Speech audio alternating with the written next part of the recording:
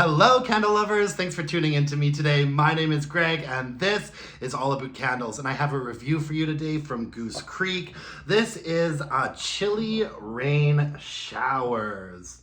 And they call these candles, like this line of candles was an odor eliminating line of candles.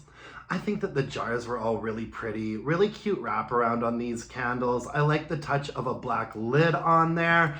As far as the odor eliminating aspect of this collection goes, I can't really speak to it. My feeling is that it's probably more of a marketing tactic than anything else. When it comes to Goose Creek, like they have an odor eliminating line, they have an aromatherapy line, but a lot of the candles that they put in those lines, they also just put out regularly, and I never really notice much of a difference in them. For example, they put out their lavender vanilla candle as an odor eliminating candle and as an aromatherapy candle, and I have burned them both and I didn't really notice much difference. So I think it's a lot of marketing more than anything else, to be honest with you. I don't really have the need for an odor eliminating candle anyways, because my place always just smells like whatever candles I'm burning are melting.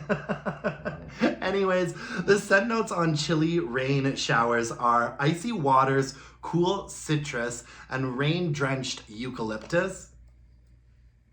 And this candle actually reminds me just a little touch of the Ariel candle from Bath & Body Works, except there isn't really as much of a pronounced citrus note in here.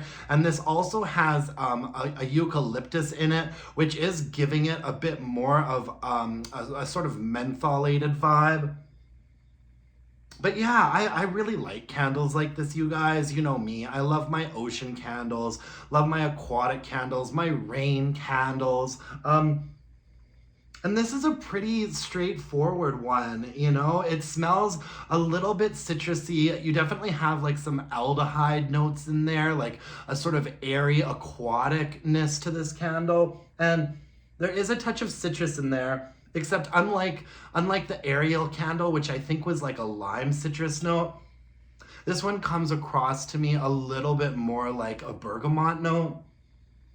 And there's definitely some eucalyptus, but it's not like a medicinal, like super mentholated eucalyptus. It's actually a little bit more of like an herbaceous eucalyptus note. Like it's not like super sharp and astringent and like clearing your sinuses up, but there is just a touch of that sort of menthol vibe in there, which I think gives it sort of more of an airy impression more than anything else. It's really nice. It's very ozonic. Very ozonic.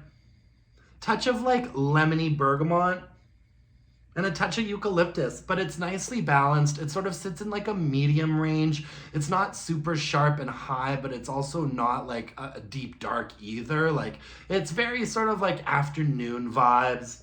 I liked it. I liked this candle a lot. Performance was really touch and go. The first half of the candle performed quite nicely, but then the second half of the candle, sometimes with Goose Creek, no matter how much you trim your wicks or limit your burn times, you're gonna get some discoloration and sootiness. Like, I don't burn my Goose Creek candles usually for longer than 2 hours. I feel like that is just the best way to keep them clean, keep them from sooting, and I'm pretty sure that I didn't let this candle go that far over the 2-hour mark at any point, but this was a white wax, and it's obviously not so white anymore. First half of the candle burned beautifully, burned cleanly, and then the second half, one of the burns on it seemed a little bit iffy, and then the burn after that, I went and I looked at it at some point, and the wax pool was just all murky and discolored, and so I just called it a day.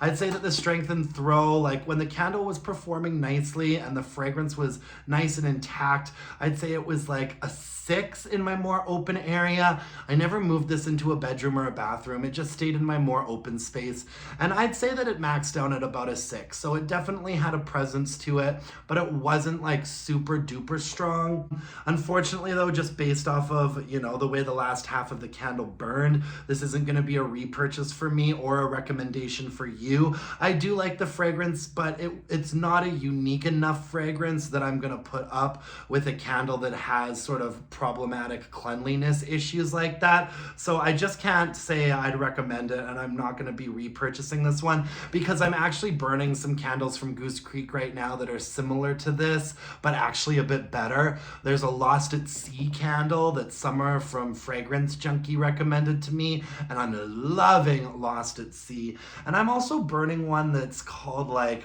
Cool Raindrops, I think. Cool Raindrops is also similar to this, but so far I haven't run into like cleanliness issues with the wax and soot. So yeah, that's the story of chilly rain showers, my friends. Thank you so much for joining me today. I really appreciate it. You can follow me on Instagram at allaboutcandles and email your burning questions to allaboutcandles@gmail.com. If you could thumbs up and like this video for me, I'd really appreciate it. Let me know in the comments below what you've been burning, what you're up to, and if you could subscribe to my channel, that would also mean the world to me. And until next time, my dear gorgeous and beautiful candle loving friends, let's burn some candles and bitch about it. Thanks you guys. Bye now.